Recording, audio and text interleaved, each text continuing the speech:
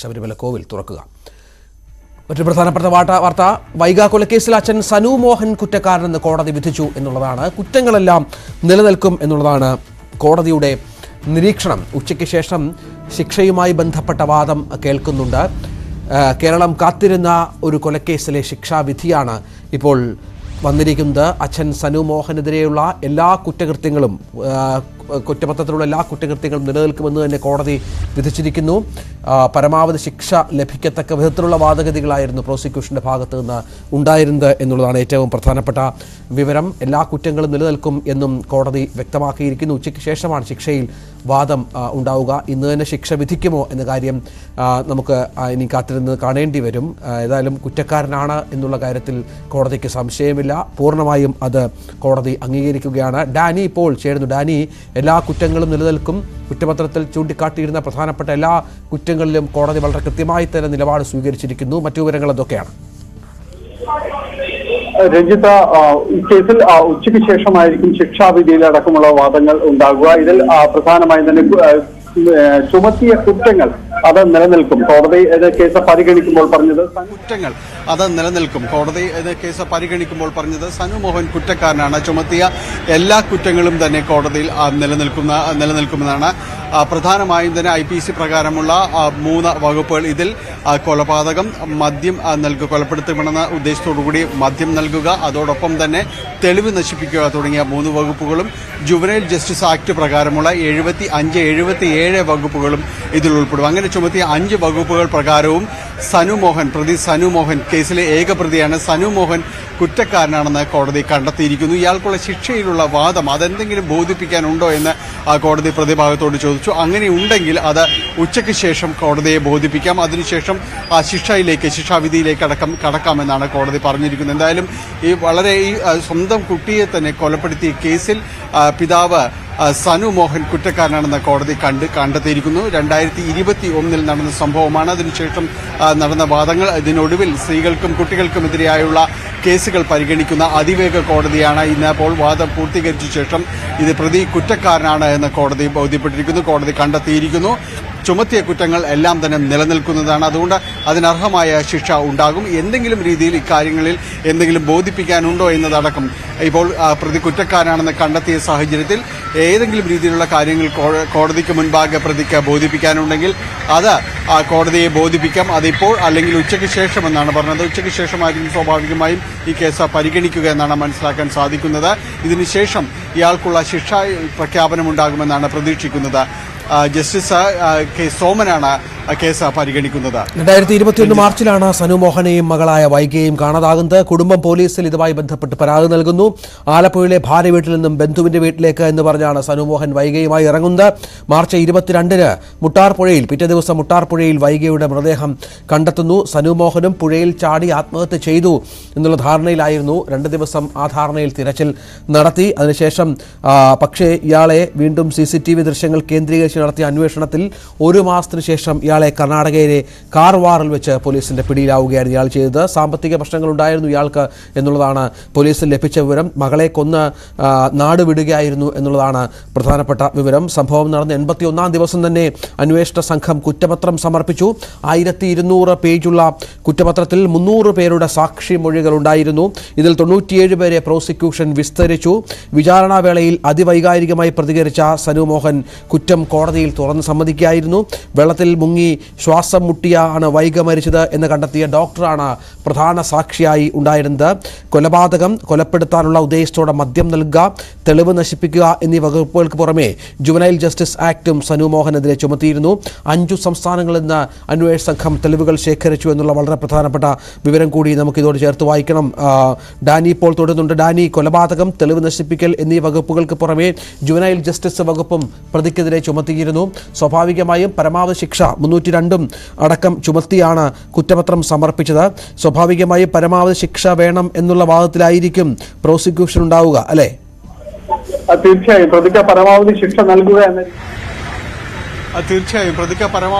നൽകുക എന്ന രീതിയിൽ തന്നെയാണ് വാദം. കാരണം കൊലക്കുറ്റം അടക്കമുള്ള കാര്യങ്ങൾ ചുമത്തിയിട്ടുണ്ട്. IPC 302, 328 201 വകുപ്പുകൾ പ്രകാരമുള്ള കുറ്റങ്ങൾ നിലനിൽക്കുന്നതാണ് എന്ന് കോടതിക്ക് ബോധ്യപ്പെട്ടിട്ടുണ്ട്. ജുവനൈൽ ജസ്റ്റിസ് ആക്ട് പ്രകാരമുള്ള 2 വകുപ്പുകൾ 75ഉം 77ഉം ഈ 2 വകുപ്പുകളും എല്ലാം തന്നെ നിലനിൽക്കുന്നതാണ്. മാത്രവുമല്ല, നേരത്തെ തന്നെയും കോടതിയിൽ പ്രോസിക്യൂഷൻ വാദിച്ചിരുന്നത് സ്വന്തം കുട്ടിയെ തന്നെയാണ് ഇത്രമേൽ ക്രൂരമായി കൊലപ്പെടുത്തിയത്. അതിൽ കോടതിയിൽ പറഞ്ഞിരിക്കുന്നൊരു വാദം വളരെ വിചിത്രമാണ്. കാരണം താൻ മരിക്കാൻ പോവുകയാണ്, തന്റെ മരണത്തിന് ശേഷം കുട്ടിയെ നോക്കാൻ ആരുമുണ്ടാകില്ല എന്ന ഒരു ബോധ്യത്തിൽ നിന്നുകൊണ്ടാണ് താൻ കൊല നടത്തിയത്. ആദ്യം കുട്ടിയെ കൊലപ്പെടുത്തുകയായിരുന്നു, ഇതിനുശേഷം ഇയാൾ ഇവിടെ നിന്ന് കടന്നു കളയുകയായിരുന്നു. അതിൽ താൻ ആത്മഹത്യ ചെയ്തു എന്നൊരു പ്രതീതി ഉണ്ടാക്കിക്കൊണ്ട് കടന്നു കളയുക തന്നെയായിരുന്നു ഉദ്ദേശം. അപ്പോഴും ഈ കുട്ടിയെ എന്തിന് കൊലപ്പെടുത്തി എന്നൊരു വലിയ ചോദ്യം ബാക്കി നിൽക്കുന്നുണ്ട്. ഇയാൾ ആ രീതിയിൽ സ്വയം രക്ഷയ്ക്ക് വേണ്ടി മാത്രം തന്നെയാണ് ശ്രമിച്ചതെന്ന് അന്വേഷണത്തിൽ പോലീസിന് ബോധ്യപ്പെടുകയും ചെയ്തു. അത് കോടതിക്കും ബോധ്യമാവുകയും ചെയ്തു.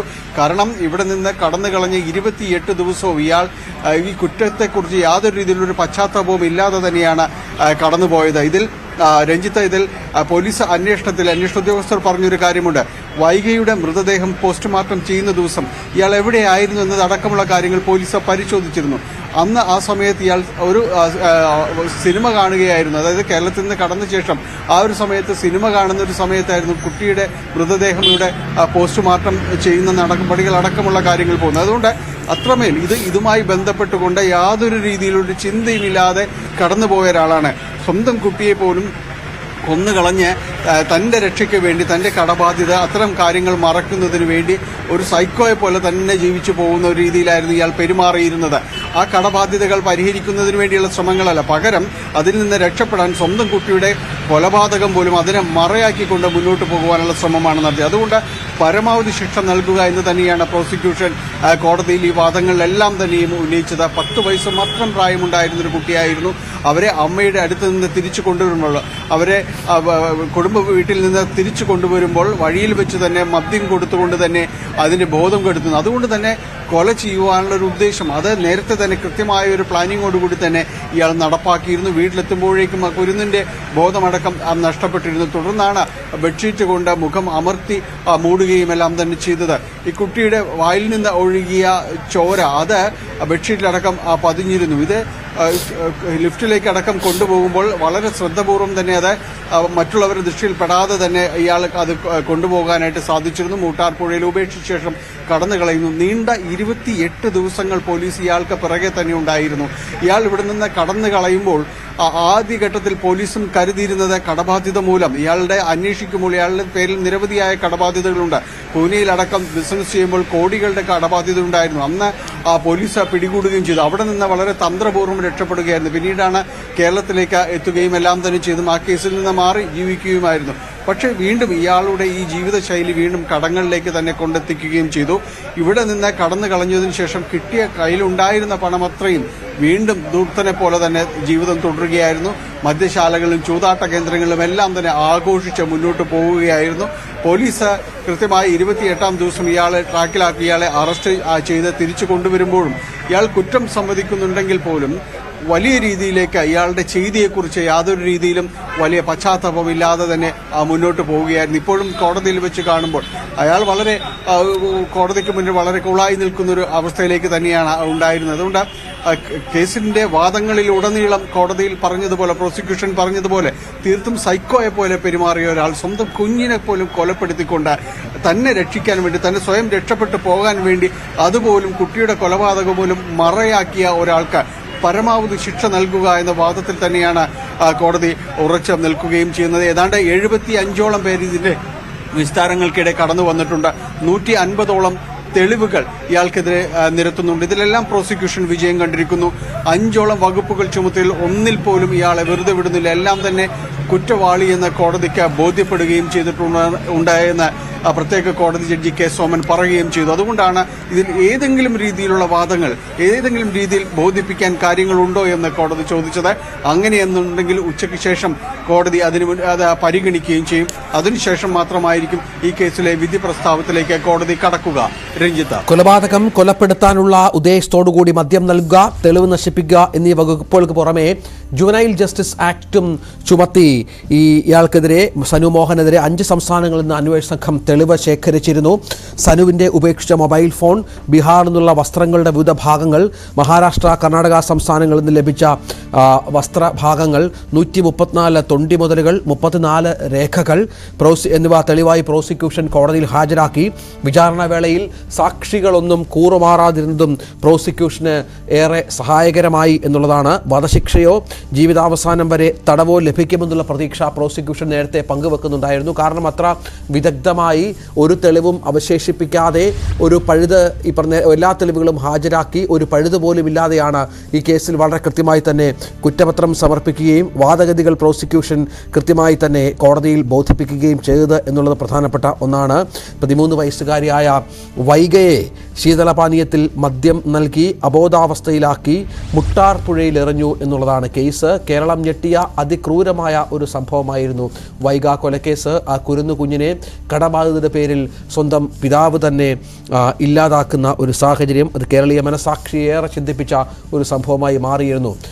സനു മോഹൻ ആണ് പിതാവ്, കുറ്റക്കാരനായ സനു മോഹൻ. ഇയാൾക്ക് പരമാവധി ശിക്ഷ ലഭിക്കുമെന്നുള്ള പ്രതീക്ഷയിൽ തന്നെയാണ് പ്രോസിക്യൂഷൻ. ഡാനി നേരത്തെ പറഞ്ഞതുപോലെ ഒരു ഘട്ടത്തിലും ഇയാൾ തൻ്റെ പ്രവൃത്തിയെക്കുറിച്ച് ഒട്ടും വിഷമിച്ചിരുന്നില്ല, അല്ലെങ്കിൽ അതിൽ പശ്ചാത്തപിച്ചിരുന്നില്ല. ഇയാൾ വളരെ ബോൾഡായി തന്നെ ഈ പ്രവൃത്തി ചെയ്തിട്ടും കോടതിക്ക് മുന്നിൽ കാര്യങ്ങൾ പറഞ്ഞു, കുറ്റം സമ്മതിച്ചു, പോലീസിനോടും എങ്ങനെ ചെയ്തു എന്നുള്ളത് വിവരിക്കുകയാണ്. ഈ കടബാധ്യതകൾ ഒരുപാടുണ്ട് എന്ന് മനസ്സിലാകുന്നു. ഇതിനുശേഷം ഈ കുടുംബത്തിൻ്റെ ഒരു പ്രതികരണമൊക്കെ ഏത് തരത്തിലായിരുന്നു? ഇയാളുടെ ഒരു സ്വഭാവ രീതി, ഇയാളുടെ ഒരു പശ്ചാത്തലമൊക്കെ എങ്ങനെയായിരുന്നു?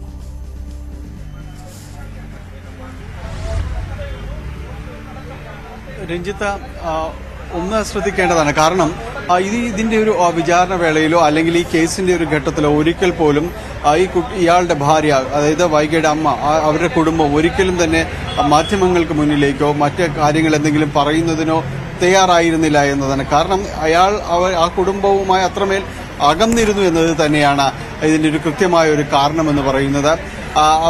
അവരിൽ നിന്ന് തീർച്ചയായും മാറി നിന്നിട്ടുള്ള ഒരു സാഹചര്യമായിരുന്നു ഇയാളുടേതുണ്ടായിരുന്നത്. ഈ കുട്ടിയെ അവിടെ നിന്ന് എടുത്തുകൊണ്ട് പോരുന്നൊരു സാഹചര്യമായിരുന്നു അതിൽ ഏറ്റവും ദുരൂഹതയുണർത്തിയത്. കുട്ടി അമ്മയുടേതല്ല ബന്ധു വീട്ടിലായിരുന്നു. അവിടെ നിന്ന് ഈ കുട്ടിയെ ഒരു ദിവസത്തേക്ക് അല്ലെങ്കിൽ 2 ദിവസത്തേക്ക് തന്റെ കൂടെ നിർത്തണമെന്നൊരു ആവശ്യവുമായിട്ടായിരുന്നു ഇയാൾ സമീപിക്കുകയും ചെയ്തത്. അവിടെ നിന്ന് കൊണ്ടുപോരുമ്പോൾ അവർ ഒരിക്കലും തന്നെ ഇവർ പ്രതീക്ഷിച്ചിരുന്നില്ല ഈ രീതിയിലേക്ക് കുട്ടിയെ കൊല ചെയ്ത് കളയുവാൻ വേണ്ടിയുള്ള ഒരു ഉദ്ദേശത്തോടു കൂടിയായിരുന്നു കൊണ്ടുപോകുന്നതെന്ന്. പലപ്പോഴും തന്നെ ഇയാളുടെ ഒരു പെരുമാറ്റങ്ങൾ പലപ്പോഴും യാതൊരു ഉത്തരവാദിത്വ ബോധവുമില്ലാതെ ഇങ്ങനെ പെരുമാറുന്ന കുടുംബത്തെ ഒന്നടങ്കം തന്നെ കടബാധ്യതയിലേക്ക് അടക്കം കൊണ്ടുചെന്നെത്തിക്കുക. നേരത്തെ ഇയാളുടെ ഭാര്യയെ പോലും ഇയാൾ വരുത്തിവെച്ച സാമ്പത്തിക ബാധ്യതയുടെ പേരിൽ അവർക്ക് പോലും ഇരയാകേണ്ടി വന്നിട്ടുണ്ട്, അവരുടെ കുടുംബം പോലും ഇരയാകേണ്ടി വന്നിട്ടുണ്ട് എന്നാണ് പോലീസിനോടക്കം അവർ പറഞ്ഞിട്ടുള്ളത്. അതുകൊണ്ട് ഇയാളിൽ നിന്ന് കൃത്യമായി അവർ മാറി നിൽക്കുകയും ചെയ്യും. ഇയാൾ ഇവിടെ കാക്കനാട് ഭാഗത്ത് ഫ്ളാറ്റ് എടുത്ത് വാടകയ്ക്ക് താമസത്തിന് വരുമ്പോൾ പോലും ഈ കുടുംബം ഒരുമിച്ച് ആയിരുന്നില്ല എന്ന് തന്നെയാണ് മനസ്സിലാക്കുന്നത്. വളരെ കുറച്ച് നാൾ മാത്രമേ അവർ ഉണ്ടായിരുന്നുള്ളൂ. പക്ഷേ ഇയാളോടൊപ്പം പൊരുത്തപ്പെട്ടു പോകാൻ കഴിയുന്ന ഒരു സാഹചര്യവുമായിരുന്നില്ല അവരുടേത്. കാരണം ഇയാൾ വരുത്തിവെക്കുന്നതും ഇയാളുടെ ജീവിതശൈലിയും അമിത മദ്യപാനവും ചൂതാട്ടവും തുടങ്ങിയ സ്വഭാവ ദൂഷ്യങ്ങളിലെല്ലാം തന്നെ കുടുംബം ഒന്നാകെ വലയുന്നൊരവസ്ഥയായിരുന്നു. അതുകൊണ്ട് ഒരിക്കലും ആ കുടുംബവുമായിട്ട് ഇയാൾക്കൊരു അടുപ്പമോ കാര്യങ്ങളോ ഒന്നും ഉണ്ടായിരുന്നില്ല. ഈ കൊലപാതകത്തിന് ശേഷവും വലിയ രീതിയിലുള്ളൊരു പ്രതികരണങ്ങളിലേക്ക് അവർ വന്നിരുന്നുമില്ല. കാരണം അത്ര കണ്ട ഇയാളെ അവർ നേരത്തെ തന്നെ വെറുത്തിരുന്ന ഒരാളാണ്. ഇയാളുടെ ഒരു ആവശ്യപ്രകാരമാണ് കുട്ടിയെ 2 ദിവസത്തേക്ക് കൂടെ നിർത്തുന്നതിന് വേണ്ടി ഇയാൾ കൊണ്ടുപോവുകയും ചെയ്യുന്നു. പക്ഷേ ഈ രീതിയിൽ ഇവരോടും എല്ലാം തന്നെയുള്ളൊരു പ്രതികാരം ഇയാളുടെ മനസ്സിലുണ്ടായിരുന്നു എന്നതാണ് പോലീസിനെ ഈ ഘട്ടത്തിൽ ഈ അന്വേഷണ ഘട്ടത്തിലെല്ലാം തന്നെ പോലീസ് ആലോചിച്ചിരുന്നത്. കാരണം അത് ഏതാണ്ട് ഒരു കൃത്യവുമായിരുന്നു. എല്ലാവരോടുമുള്ള ഒരു പ്രതികാരം എന്ന രീതിയിൽ തന്നെയും ചിന്തിക്കുന്ന തീർത്തും സൈക്കോപാത്തായ ഒരാളായിട്ട് തന്നെയാണ് പോലീസ് ഇയാളെ കാണുകയും ചെയ്തത്. ഇയാളിൽ നിന്ന് കണ്ടെടുത്ത തെളിവുകളടക്കം ആ രീതിയിലാണ്. കാരണം വളരെ വിചിത്രമായിരുന്നു ഇയാളുടെ തുടർന്നുള്ള ഒരു ജീവിതശൈലി എന്ന് പറയുന്നത്. ഈ കുറ്റകൃത്യത്തെക്കുറിച്ച് വളരെ കൃത്യമായി ഇയാൾ മാത്രമായിരുന്നു ഉണ്ടായിരുന്നത്. പക്ഷെ ഒരിക്കൽ പോലും ഇയാൾ അതിനെക്കുറിച്ച് പശ്ചാത്തപിക്കുകയോ കാര്യങ്ങളൊന്നും ചെയ്യുന്നത് പോലെ ആയിരുന്നില്ല. 5 സംസ്ഥാനങ്ങളിലടക്കം സഞ്ചരിച്ചിരുന്നു എന്നാണ് പോലീസ് പറയുന്നത്.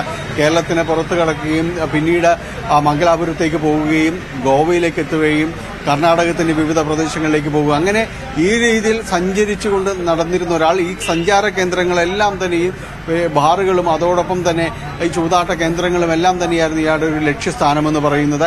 അങ്ങനെ കഴിഞ്ഞു പോന്നിരുന്ന ഒരാളായിരുന്നു. അതുകൊണ്ട് കുടുംബവും ഇയാളും തമ്മിലുള്ള ഒരു അകൽച്ച എന്ന് പറയുന്നത് വലിയ രീതിയിൽ തന്നെയായിരുന്നു. നേരത്തെ ഉണ്ടായിരുന്ന ജീവിതശൈലി അത് ഈ കൊലപാതകത്തിന് ശേഷം സ്വന്തം മകളെ കൊന്നതിന് ശേഷവും ഒരു മാറ്റവും ഇയാളിൽ വരുത്തിയിരുന്നില്ല. അതുമാത്രവുമല്ല, സ്വന്തം മകളെ കൊന്നുപോലും തനിക്ക് എങ്ങനെ രക്ഷപ്പെടാൻ കഴിയുമോ എന്ന് പോലും ആലോചിക്കുക മാത്രമായിരുന്നു ഇയാൾ ചെയ്തിരുന്നത് എന്നതാണ് ഇതിൽ എടുത്ത് പറയേണ്ടിയിരുന്നത്. ഒരിക്കൽ പോലും ഇയാൾ ഈ പശ്ചാത്താപം പ്രകടിപ്പിക്കുമ്പോൾ പോലും അതിൽ അധിക സമയത്തേക്ക് പോലും അയാൾ നിന്നിരുന്നില്ല എന്നാൽ ആ ഒരു സ്റ്റാൻഡിൽ പോലും അയാൾ അധിക സമയം ഉണ്ടായിരുന്നില്ല. തുടർന്ന് അതിൽ നിന്ന് പോലും മാറി ചിന്തിക്കുന്നു. അതുകൊണ്ട് തന്നെയാണ് ഈ 28 ദിവസവും അലഞ്ഞ് ഇയാൾ കഴിയുകയും സുഖലോലുപനായി തന്നെ തുടരുകയും ചെയ്തിരുന്നത്. എന്തായാലും ഈ കേസിന്റെ ഈ വിചാരണ വേളയിലടക്കം പ്രോസിക്യൂഷൻ വാദിച്ചതുപോലെ തീർത്തും വിചിത്ര മനോനില പുലർത്തുന്ന ഒരാൾ, തീർത്തും സൈക്കോപാത്തായ ഒരാൾ, ഇയാൾക്ക് അർഹമായ ഒരു ശിക്ഷ നൽകുക. സ്വന്തം കുട്ടിയെ കൊന്നിട്ട് പോലും അതും തനിക്ക് രക്ഷപ്പെടാൻ വേണ്ടി മറയൊരുക്കുന്ന സാഹചര്യം ഒരുക്കുന്ന ഒരാൾ, അങ്ങനെയുള്ള ഒരാൾക്ക് അർഹിക്കുന്ന ഒരു ശിക്ഷ നൽകുക എന്ന രീതിയിൽ തന്നെയാണ് പ്രോസിക്യൂഷൻ വാദിച്ചത്. 5 കുറ്റകൃത്യങ്ങളും നിലനിൽക്കുന്നതാണെന്ന് കോടതി കണ്ടെത്തിയിരിക്കുന്നു. അതിൽ സാങ്കേതികമായുള്ളൊരു വാദം മാത്രമാണ് ഇന്ന് ഉച്ചയ്ക്ക് ശേഷം ഉണ്ടാകുക. എന്തായാലും അതിന്റെ വിധി പ്രസ്താവവും ഇന്ന് തന്നെ ഉണ്ടാകുമെന്നാണ് നമ്മൾ പ്രതീക്ഷിക്കുന്നത്. രഞ്ജിത്ത്, വിധി പ്രസ്താവം ഒരു പക്ഷേ ഇന്ന് തന്നെ ഉണ്ടായേക്കും. കോടതി ഇക്കാര്യത്തിൽ ഒരു തീരുമാനം എടുത്തു കഴിഞ്ഞു. പക്ഷേ ഈ പ്രതിഭാഗത്തിൻ്റെ വാദം കേൾക്കുക, അവർക്ക് എന്തെങ്കിലും വിധിയുമായി ബന്ധപ്പെട്ട് സംസാരിക്കാനുണ്ടോ, ശിക്ഷാവിധിയുമായി ബന്ധപ്പെട്ട് എന്തെങ്കിലും അഭിപ്രായങ്ങൾ പങ്കുവെക്കാനുണ്ടോ എന്നത് കേൾക്കുക എന്ന സാമാന്യ നീതിയാണ് കോടതിയുടെ ഭാഗത്ത് നിന്ന് തൽക്കാലത്തേക്കുള്ളത്. ഉച്ചയ്ക്ക് ശേഷം വാദം തുടരും എന്നുള്ളതാണ്. 13 വയസ്സായ മകളെ ശീതളപാനീയത്തിൽ മദ്യം നൽകി അബോധാവസ്ഥയിലാക്കിയാണ് സനു മോഹൻ എന്ന ഈ ക്രൂരനായ പിതാവ് മുട്ടാർ പുഴയിൽ എറിഞ്ഞത്.